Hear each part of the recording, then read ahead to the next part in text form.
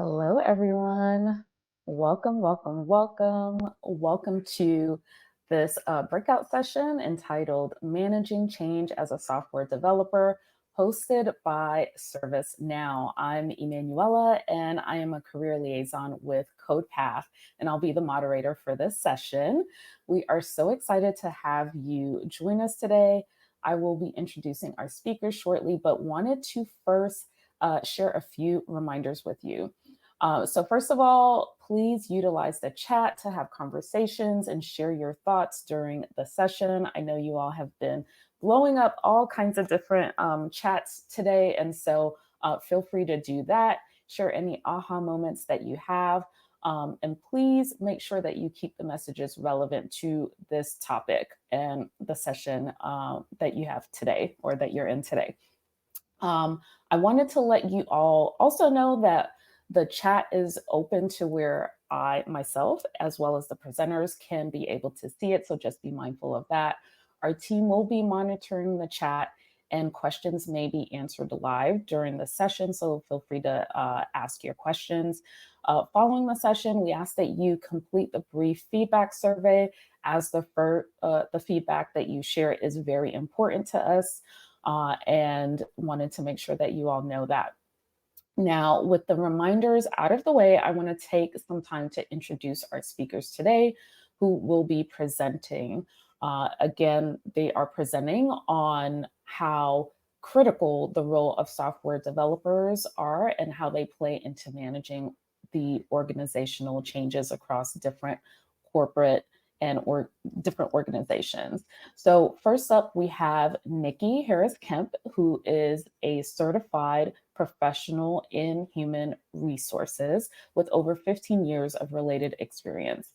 Nikki has worked in several different industries, including technology, consulting, energy, financial services, telecommunications, and healthcare, where she has led and managed several early career talent programs.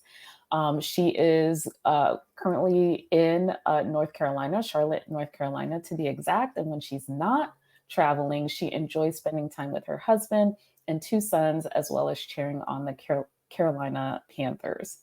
And we also have Ian Thurlow, who is currently a senior software engineering manager at ServiceNow. He is a software engineer with a specialization in data analytics and persistence.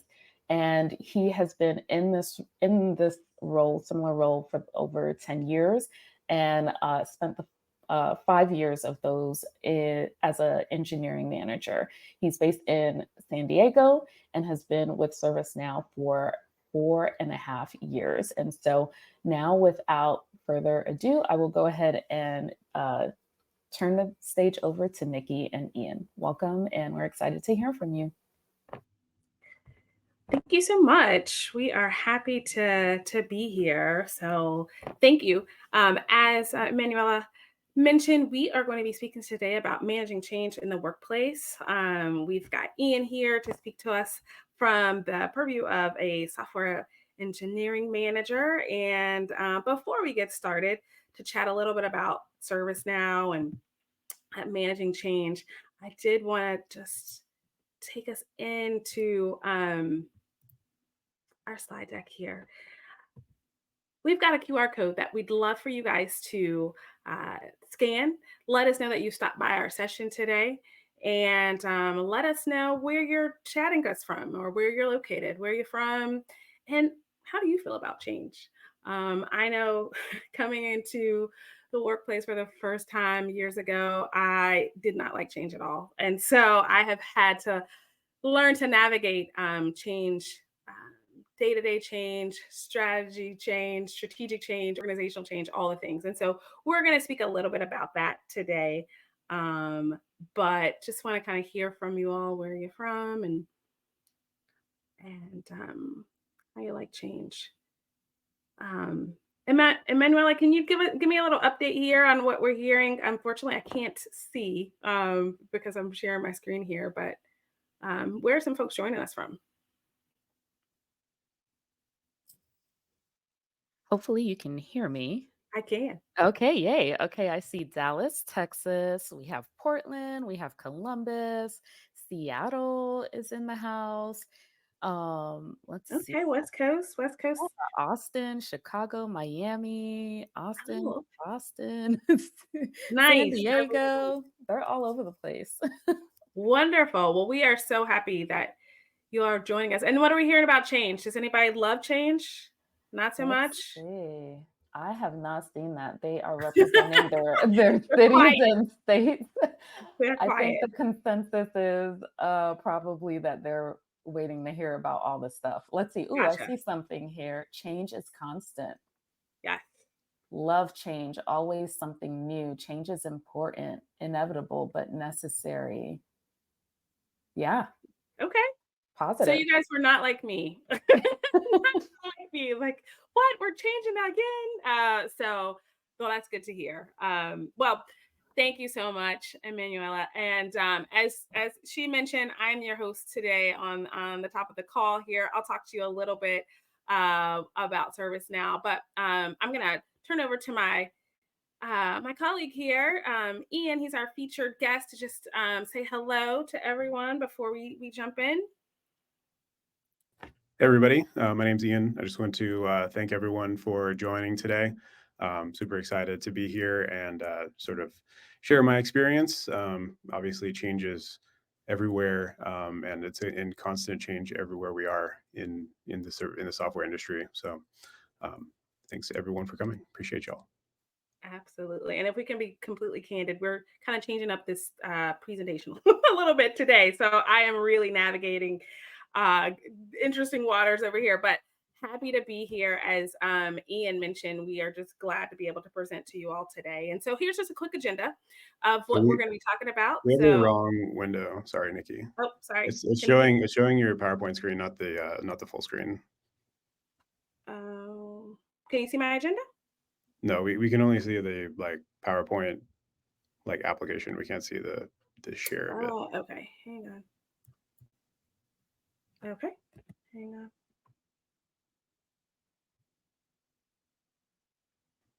What about now? No. We're not seeing anything right now. Let me try again.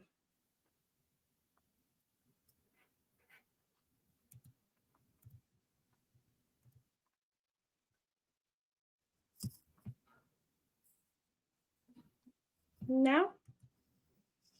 We see the PowerPoint. I don't know if this is where you're The wanting agenda? to show.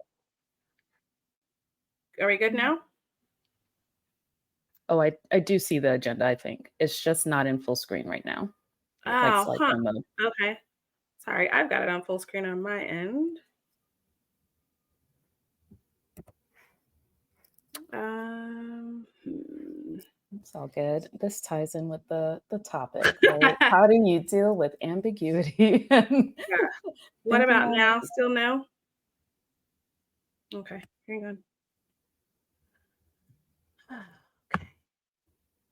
Well, Okay. We could just go with yeah, it I then. guess we could. Yeah. Yeah, we could. And We'll we'll go with share it. this out with everyone. I know they've been asking about the QR code too, so we'll share it out. But hopefully everyone can get the gist of what's going Can you on. guys see the QR code from here when I do it like this? No. Let's see. I'm waiting for any responses. Okay, I see thumbs up. Thank you, everyone. Yes, they can see it. Okay. So here's your chance. Go ahead and take that picture. Please scan here. So it looks like when I move into slideshow presentation, it's where we're not connecting. No problem. Okay. So I will give a couple more seconds. You guys scan the code, and it will be on a couple of other slides if you don't have a chance to grab it now. But again, we are going to stay in touch with everyone from our presentation today through that code. And so here's our agenda. Again, the code here at the bottom. We are going to talk a little bit about ServiceNow, who we are, why we're important, what we do.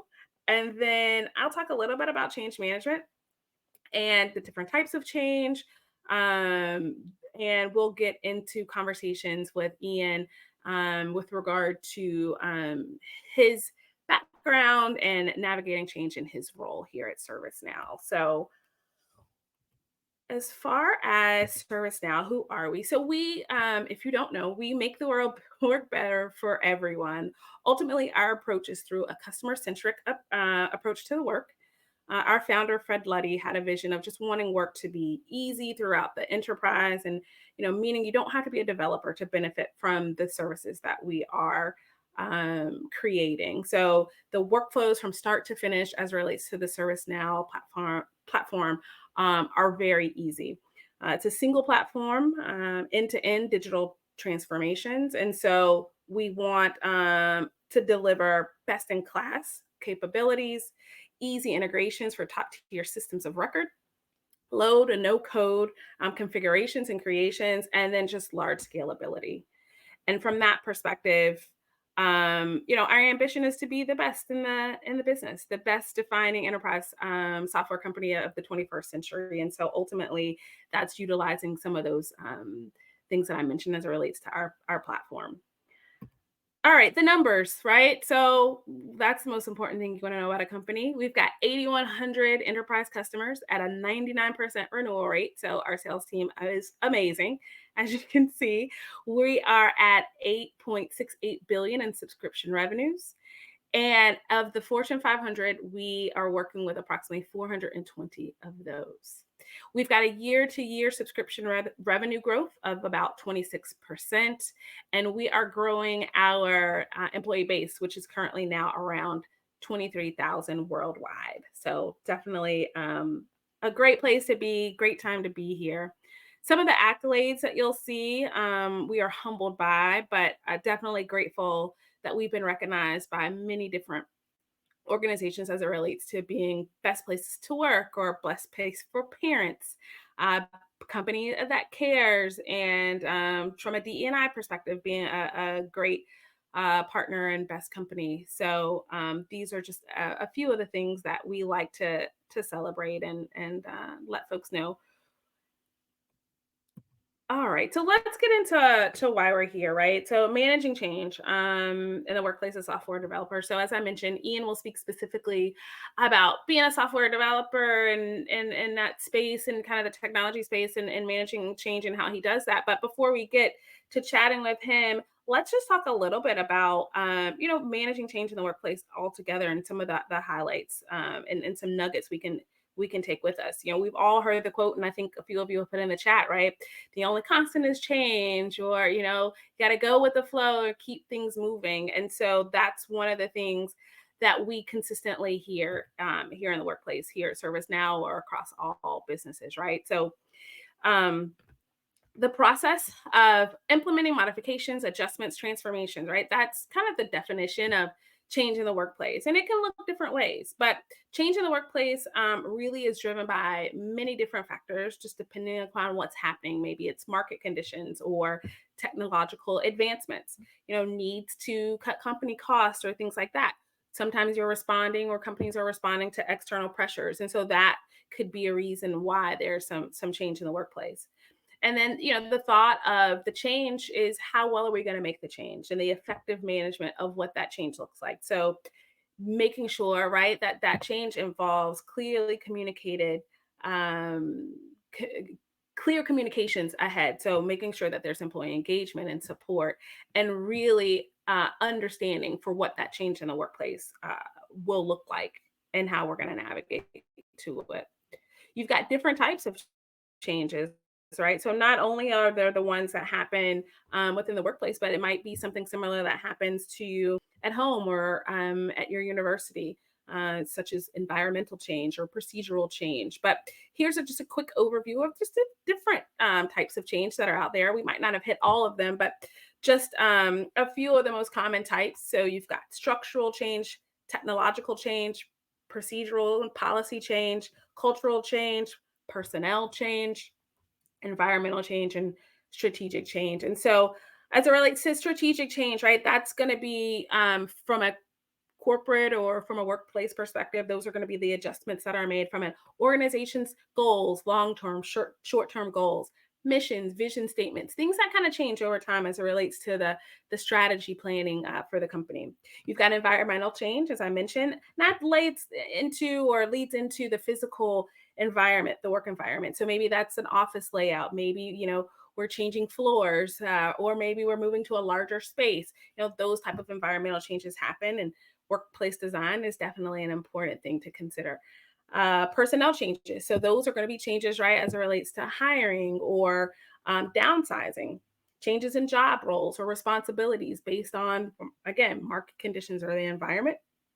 Cultural change, yeah, that comes with the shifting of maybe organizational culture. So maybe, like an example being during the pandemic, right? Some of the companies were becoming more virtual or remote. And so some of the culture was changing a little bit more. We're seeing more of each other online versus in person. And so some of the cultures kind of shifted a little bit. And so how do we address what that looks like and feels like? And then now coming out, right, of the pandemic, maybe there's some different cultural shifts that are happening. So just really kind of addressing what those feels and changes are. Procedural and policy changes. Some of that also, can come together as it relates to different work processes or methods that are changing, and that can come along, as I mentioned, in combination with maybe there's a structural shift or an environmental shift. That's also going to require a procedural change or a policy change. Technological change. So, early adapter programs or programs that adapt system updates or changes or changing tools altogether as it relates to technology, and making sure that we're staying up to date with where the business is going or where innovation is happening. And then structural change. So that's maybe management changes or organizational hierarchy, things like that, reporting structures. So these are just kind of examples of the changes that you would see um, in the workplace, and again, more of the common changes that we see. And so, why is change so important? Um, right? We hear, let's change with the times. We need to change with the times, or don't get stagnant. You'll get stuck. It promotes growth. It promotes change. Um, it can also boost morale, right, as it relates to addressing concerns or recognizing contributions of folks or people within the company as things are changing and seeing the company move forward. Change management holds significance for well organized companies. It's a transformation to easily help a large quote unquote ship kind of navigate or be more agile as you are looking at a changing environment and being able to kind of navigate different waters and be swift and maybe some constantly changing business landscape. So really being open to what that change looks like and being able to manage it by knowing, why it's important and what we're doing, and being able to adapt the changes to be an essential part of a long-term success. And I think we all know that, at the end of the day, a successful company is one that's able to move and change with the times and be agile. So, how do you manage that change? Here's a quick list of just do's and don'ts as you're in the seat of someone in the business, going through the change and seeing what's going on and happening. And I think, a lot of the assumptions are the do's, right? So, you want to make sure you stay informed and you're seeking support, you're taking care of you're planning and organizing. And the things listed here, I think, are pretty kind of easy to think through, but it's maybe the don'ts that you're not maybe thinking about or considering as change is happening. And so that resisting change or spreading gossip or rumors, saying things that maybe aren't necessarily true are not helpful when you're kind of managing change. Staying silent also, that's not helpful. Underperforming or maybe not performing at all, just waiting to see what's going to happen. Business still has to move forward. And so, just knowing what's happening and again, being a part of that good communication is helpful. So you're able to not isolate yourself or have kind of a negative attitude as to what's going on. Because if you're staying in the know, then you will be able to sustain the movement and navigate those waters. Sometimes it is a little bit frustrating, right, as things are moving along and changing. But if you kind of keep in mind what's helpful, being positive and flexible and staying engaged, those will definitely be long lasting tips to help you navigate those waters. So that's my spiel with regard to change management and just some things to think of. We're going to bring Ian up briefly now to just give an overview of his experience with change and just in the business and the things that he has experienced. But we'll start with and just kind of an introduction of who you are here at the company and then what you do in your role. And guys, as Ian is speaking and talking and sharing, kind of think about maybe some of the things that you might want to ask as we get to the end of, if you have a question or a thought, if you could ask a hiring manager that's in software engineering something, definitely we want to hear your questions. So, but let's go ahead and get started and hear from Ian with regard to what you do and how you got here at ServiceNow. Great. Yeah. So I started, I was kind of laughing when you talk about environmental change, because I joined ServiceNow February 2020, and we were in the office for a few weeks, and then COVID hit, and we all went home. So that's probably the ultimate change that could happen, where all of a sudden we're working together, all of a sudden everyone's at their houses instead of in the office. So that was a massive change, and just industry shaking. Pandemic, right? So, but anyways, my name's Ian, as I mentioned before. I am a software engineering manager, and my team specifically works on persistence. And what that means is, saving data. So almost all of that includes databases. So the ServiceNow platform runs on top of MariaDB, Postgres, and Oracle, depending on the customer. So our team builds all of the queries, and we manage all the tables. And then if anyone needs to go access that data, our team creates all of those, all the queries and all the markup language that needs to happen for us to actually grab that data and bring it back. So that's a little bit about what my team does. Right now, I have about 14 people reporting in my organization. We have two teams. One focuses more on building the data, and the other focuses more on querying of the data. But yeah, and so I started, as I mentioned, just over 4.5 years ago. And I actually joined as an engineer. I didn't necessarily want to be a manager when I joined, but it just so happened that I had the skill set that they needed to be a manager. But I did have a little bit of hands-on experience writing code for the first maybe 8 months that I worked here before I decided to take a management role. So besides that, I'm heavily involved in our internship and EIC programs. That's part of the reason why I'm here. Basically, Nikki gave me a call, say, "Hey, I know you're one of our intern champions. We'd love to have you speak to some new grads and interns, or potential new grads and interns at this conference." So happy to be here, and I'm very familiar with basically everything EIC in the company, and interns and how that all works. That's been a passion of mine, is basically growing the young talent, and I think it's been great for the last 3 years that I've had interns over the summer. Yeah, no, amazing. No, we love having you here. I think you and I spoke a little bit about this the other day, but what would you say is your superpower? So I was thinking about this because I actually don't know what my superpower is, but I think it's being extremely chill.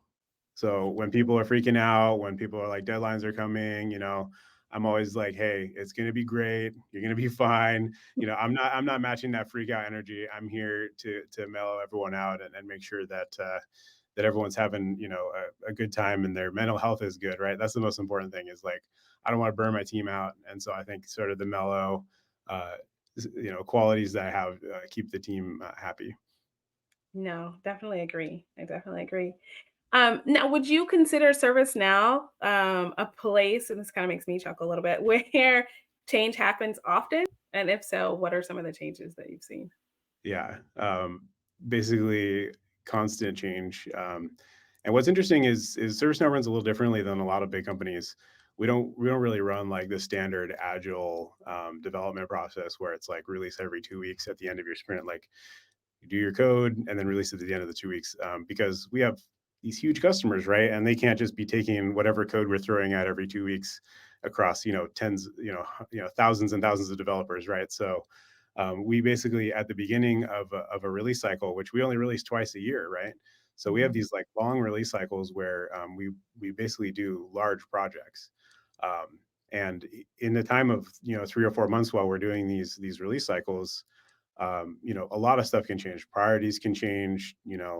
Uh, Sometimes like there was the whole thing where the all the stocks started going down in 2021. So all of a sudden, all of our priorities changed at that point. The pandemic hit, then all of a sudden we shuffled and we're like, okay, we're doing, getting people vaccines is going to be our number one thing, or managing uh, a governmental type of things to, or making sure people are safe by checking in. That we started focusing on that stuff. And then most recently, the generative AI revolution has happened, and we decided Yes. we're going to be at the front of that.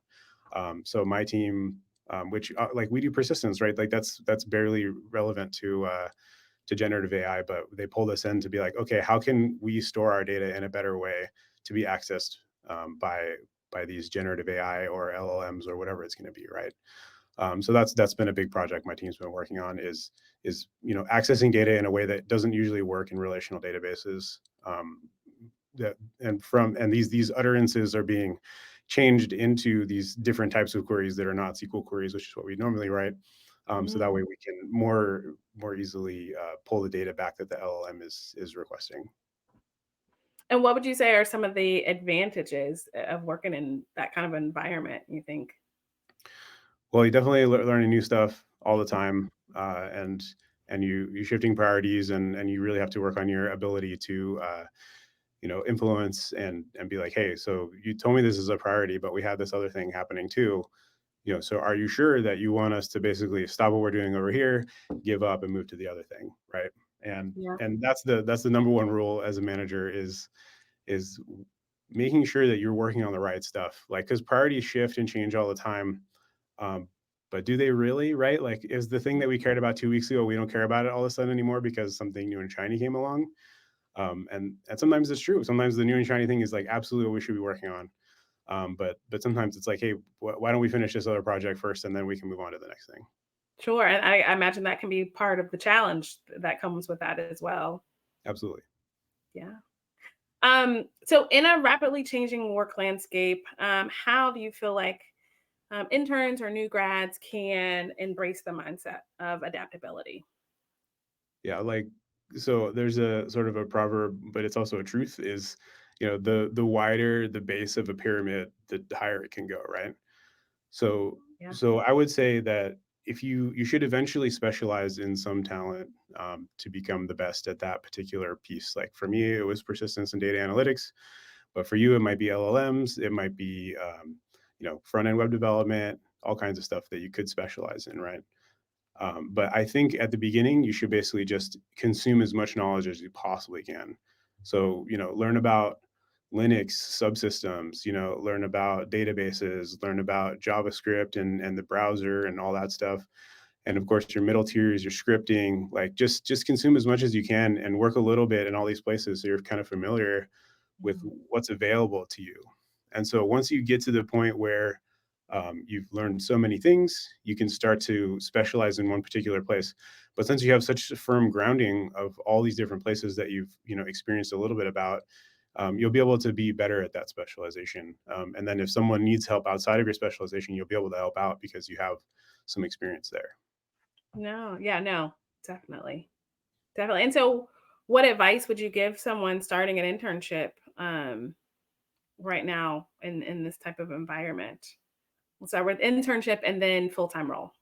Yeah, I mean, like I said, I've worked with a lot of interns, and the most successful ones, before their internship, they have emailed me and said, "What books am I supposed to read before I start this internship?" Right? Yeah. And I'll send them a list. Usually, the list is pretty short, right? The canon of Java is maybe like 6 books, and if you can read those books, and understand them and work with them, you can do really well in your internship. So I've had 3 or 4 really successful interns that are now full time. Okay. Okay, cool. And then what would you say is a definitely do not do? Please don't. I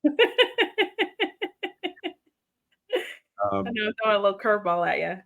Yeah, I mean, the don't do's are the same they would be for any job, right? Like, don't be a slob. Like, make sure your code is not sloppy. Like, that's one thing that interns sometimes do is they're like, okay, I'm just trying to make it work, but like they don't make it production ready. Like, remember, you're working as a professional developer now, right? You're not just hacking your, college project anymore.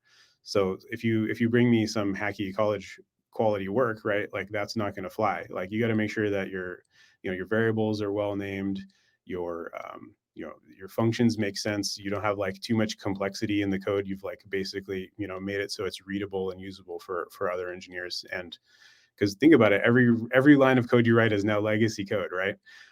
So someone in the future is going to say, oh, this was written by so and so, and then I don't understand what this means. Like you don't want that to be the case. You want someone in the future to look at it and say, oh wow, this code makes sense to me, and it's got tests and it's got all the things that matter. Cool. Cool. All right. Well, I'll pause there and check in with Emanuela to see if we have any questions in the group, in the chat, and just kind of get a feel. Yeah. Okay, great. This is just a reminder to everyone to drop any questions that you have in the chat. And you have an opportunity to upvote as well. And so I'm going to go with the top one that I'm seeing. Okay, so question here is, when leading a software team project, how do you find a balance between giving engineers freedom while guiding towards a unified product? So I think that's probably for Ian there. Like, how do you do that balance? So first of all, awesome graphic. I did not expect that. Um, and Steven or Stefan, like, thank you for this question. I actually posted it as a comment. Like, this is a great question. I really appreciate you asking it. This is a real problem, right? And this is like so the classic Google solution, right, is to give every engineer Friday to do whatever they want, right? And so 80-20 rule, you work on your sprint work 80%, and then 20% of the time you do whatever you want. And then this gives you the freedom to work on side projects or, and so some crazy stuff came out of this, like Google News and Google Meet, stuff like that, like wouldn't have existed if it weren't for that 80-20 rule. But in reality, like that's not usually the case. But for me personally, what I like to do is just do everything very collaboratively. I don't have like a top down, excuse me, I don't have like a top down, like you have to do it my way or the highway, right? Like I want you to come up with your own design, and then we have like approval boards and that sort of stuff that you might need to run it by, but also run it by your senior engineers to make sure that the idea is right, um, and I think that's how you unify the product, right? Is you have whomever is leading the project, they come up with their own design, hopefully collaboratively with at least one or two other people. And then once they have a design, then they actually take that and they move it to our even more senior engineers and our architecture review boards and our change review boards. And those people can say, okay, I see some problems with this, with some decision you made here. Maybe go back and change this, and then we're good with the design. So that's how we do both things, right? We basically let the engineers work as they want, and then but also we make sure that uh, they're in line with the rest of the company and where we want to be. That makes sense. Sounds like a delicate balance there. All right, we'll go to the next question. April asks, what lessons have you learned, or what positive impacts, takeaways have you had from difficult or rocky changes? Okay, this is also a great question, because if you don't take away from your failures or at least not successes, um, there's no room for growth, right? So the times you fail are the times you grow, um, and I've had plenty of those, right? Going from not an engineering manager to an engineering manager, that's just not the same job, right? So you're guaranteed to have some issues along the way. Um, like I can think of a few where, you know, I'll actually say one that was definitely my responsibility is, we had to merge some code, and we didn't get it done. Like we didn't go through all the processes we needed to do to get it done on time, and that merge was late. And so me and my manager and my peer managers, we all sat down and we said, how can we make this not happen again? Like what did we do wrong here, and what are the processes in place that are stopping us from not getting this done? And so we got down and we made a game plan, or like, all right, next time we're going to do this, this, this, and this. And that wasn't necessarily a panacea, but we definitely are getting much better at this particular difficult part of our job. Um, so another example was we had a pretty bad production issue happen, and so this was kind of a little bit outside of my area, but I was involved in it, and so we had basically at the end we did an RCA, right? So root cause analysis of why this happens, and if you're not familiar with the root cause analysis, the idea is you ask why 5 times. Mm. So it's like, why did this happen? Okay, well, the code failed in this spot. Okay, why did the code fail? Okay, because this person, like, this assumption was made when it shouldn't have been. And the idea is the RCAs are blameless, right? You don't say like it's because of this person that we failed. It's because of our company we failed. So why? Um, so why is this happening, right? And so once you get to the fifth why, usually the answer is we didn't have enough people, we didn't have enough testing, we didn't have enough, et cetera, right? And so at those points, uh, you can then make real change that can be improvements for the entire company going forward. Love those examples. Thanks for sharing, Ian. And that's a great way for people to actually look at their like, why are they even pursuing certain things? Like, okay, you want the to work at this company. Why? Like, keep digging so that you can get at the root at, what's really driving you. So I really appreciate that. Then we have Rohit here. He's shooting his shot. He applied for a position and he wanted to see like how does he maximize his chances with getting an interview call. I'm sure other folks are wondering as well. I mean, honestly, this is a question for our recruiters. Um, but I would say, just like having that great resume and having that great, experience on there, good projects, and maybe if you have some type of specific skills that would match one of our teams, which we have hundreds, so hopefully you have at least one of those skills. Um, so I don't exactly have a good answer for you here, but I think just like the clean resume, the good projects, and generally a good attitude. If you do ever, because you won't get a straight interview right with the team itself. You're going to talk to the recruiters first, so make sure that you're super friendly and able to answer the recruiters' questions. That's kind of the best I can do, unless Nikki has any other suggestions. Yeah, no, I was gonna say, attending events like this where you're gonna have an opportunity to go to the booth and interact with a recruiter, right? Or meet with someone like Ian to make yourself memorable or stand out. So when it is time to have your resume reviewed, you already are getting the standouts. But I think this is a good time to plug. We will be in our booth today and tomorrow and Thursday. Our recruiting team will be there. And so, There you go. again, it's an opportunity for, yes, you to get your name and face with our recruiting team to maximize your chances. Yeah, we Great. don't have Yeah. that many recruiters, and we do have a lot of people applying. So if you can talk to them, I'm sure that would increase your chances a little bit. Definitely. All right, Rohit, you better be there. They'll be looking for you. All right, Ooh, I'm let's super excited for the next question. okay. You see the question? Is Yeah, it from Harry. the I want that move? one. Yeah. Oh, the hairy one. Okay, let's do that. Oh, he has two. How First one. Oh, the first one. Okay, what are your thoughts about ServiceNow's move to MariaDB or from MariaDB to Postgres? Okay, Let me say so that. obviously, I'm on the persistence team. So this has been my entire life for the last 3 years. We actually acquired this company called Swarm64, and they had their own custom extension of Postgres. ServiceNow is historically never supported Postgres in our like ORM, which is object relational mapping, right? So there was so much work for us to do to get this thing to work on my side. So my team worked basically 2 entire years to get this working to the point where we could release it.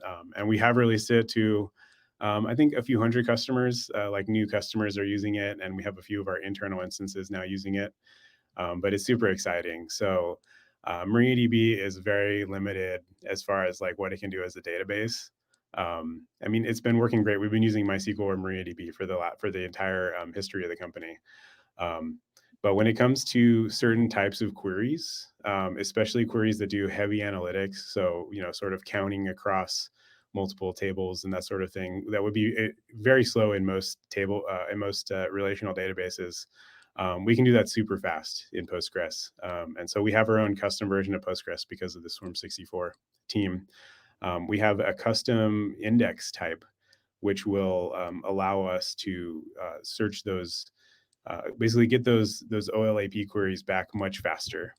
And it's really cool technology. We were doing it a different way before, which was slow and expensive. And this new way is basically going to make it more available for our customers. So super excited about this, and it's rolling out, coming to big production customers soon. Nice. Thanks, Ian. Thanks for that enthusiasm too. I see you're very excited about that.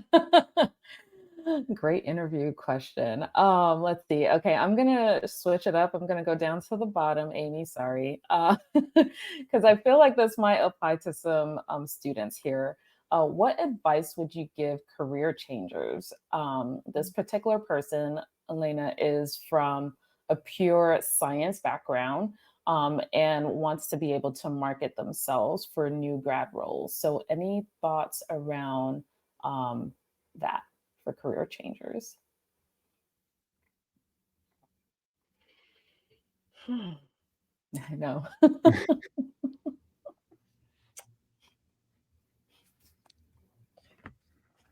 Well, typically I usually say find your transferable skills, right? So anything that's transferable that you feel like will be helpful from one role to the next. And typically that's going to be something functional, not technical, like, great communicator or organizer, multitasker. Um, wow. Well, yeah, I'd like to hear more about why. Why the career change, right? Yeah. Yes. Yeah.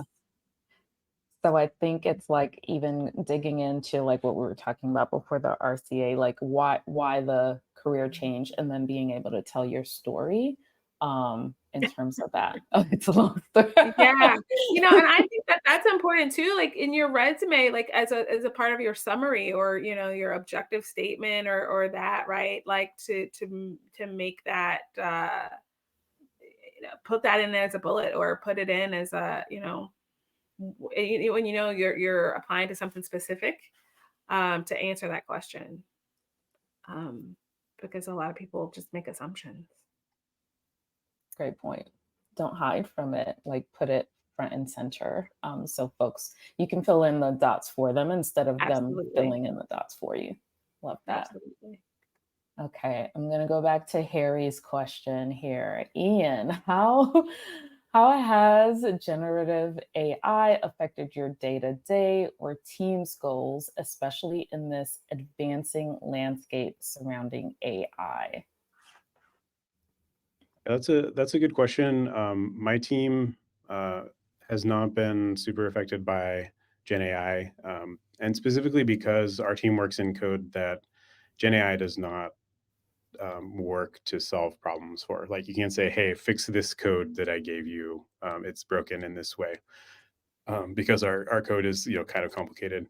But as far as like scripting and stuff, like LLMs are totally great for that.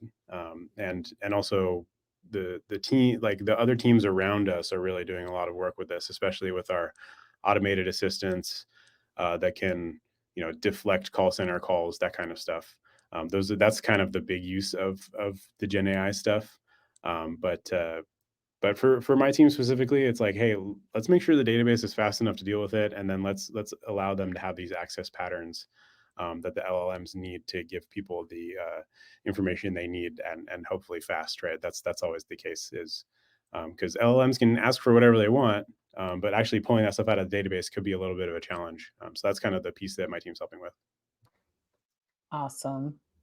And then I see too, you were able to answer the questions about the Java book. So if folks were looking for that, if you look in the Q&A section under Miriam, Ian was kind enough to list all of those books there. I appreciate that. All right.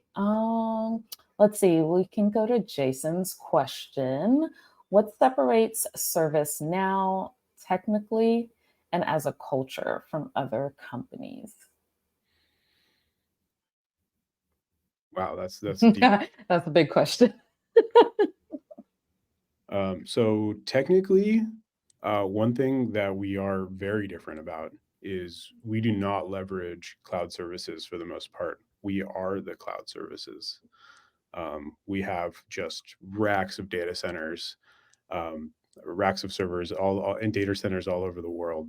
Um, we do use a little bit of Azure for some special stuff that only the government is allowed to see, because Azure has some special licensing that we don't have in our data centers. But yeah, for that's one huge technical difference is ServiceNow. Like we have all of our own automation that does all the deployments, and it does, but we also physically go open boxes and rack servers.